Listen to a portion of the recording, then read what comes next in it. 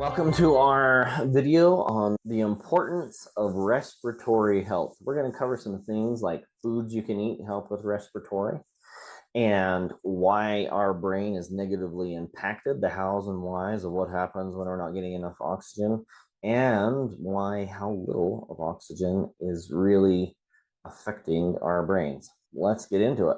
As a quick recap, you should check out our other videos to make sure you don't miss any of the tips or tricks that might apply to you.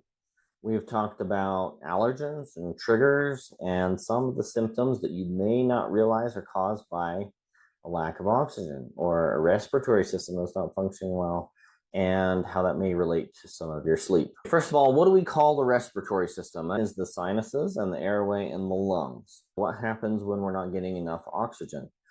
Most of the time, we get brain fog, we incur fatigue, our mitochondria are starved, which are the cell's powerhouse creating ATP or cellular energy.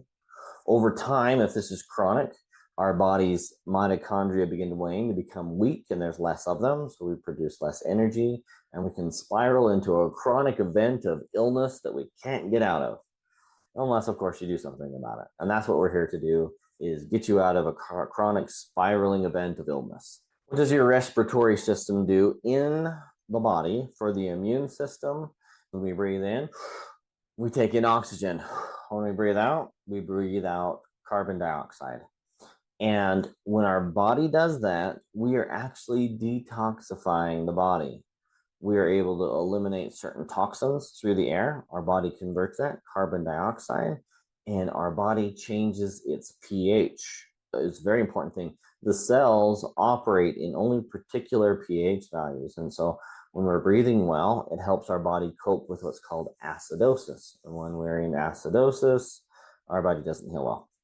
And the immune system does not function well either. So proper pH is important.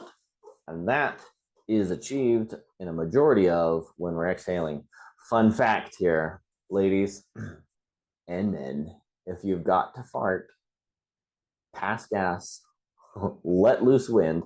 If you hold it in and you don't actually let it out through the south side, you absorb it into the gases in your bloodstream, and then it comes through the lungs and then comes out.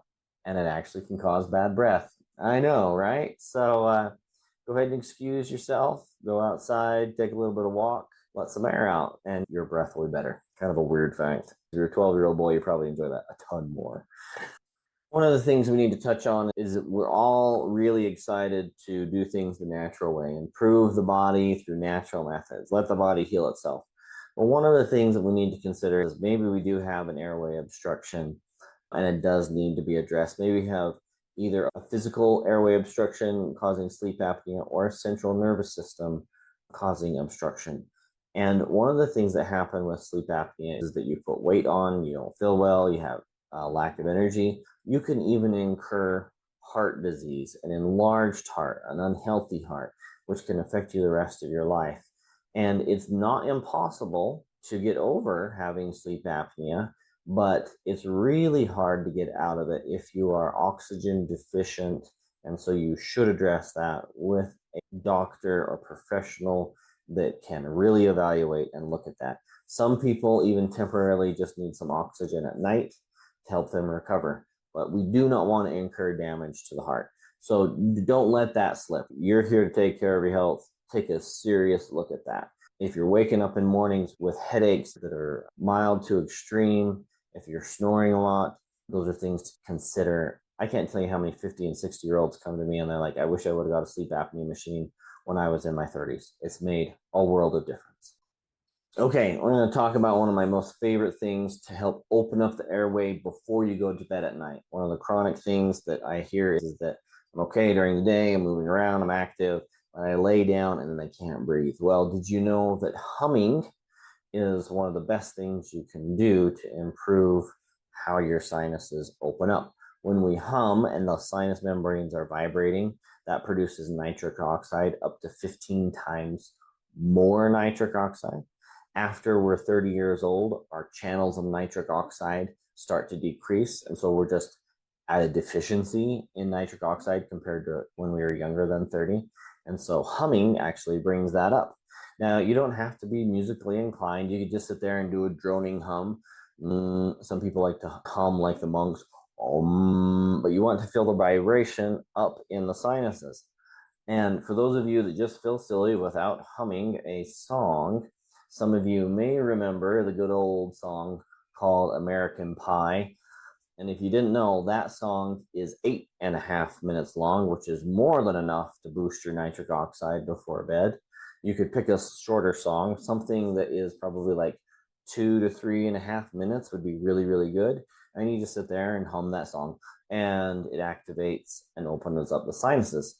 Second thing you can do is a breathing exercise. You may have heard of the Wim Hof method, and his method is when you hold your breath to a point where your CO2 levels in your bloodstream build up, you get a reaction in your brain, and your brain says, dilate the blood vessels, dilate the sinuses. We need to bring in more oxygen. And a nightly exercise of holding your breath for around, usually most people start around 25 to 30 seconds, and you hold your breath until you feel a panic response. Some people will feel the blood vessels in their ears dilate in their scalp, and they'll feel a very minor flush.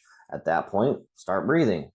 As your body gets used to this breathing method, you're holding your breath, the time will increase. And so you may start with only being able to hold your breath 25 seconds. And then the next 2 or 3 times, you notice that you're up to 30 seconds, 45 seconds, 50 seconds.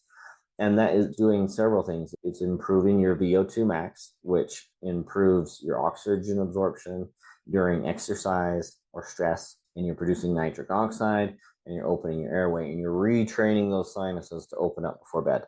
And I would suggest doing 3 of these holding your breath exercises before you lay down and go to bed. The studies show that there is also a reduction in heart disease and improves blood pressure, cognitive function, because you're getting oxygen when you sleep. So the humming method or the holding your breath method, most people find that the humming method is much more comfortable.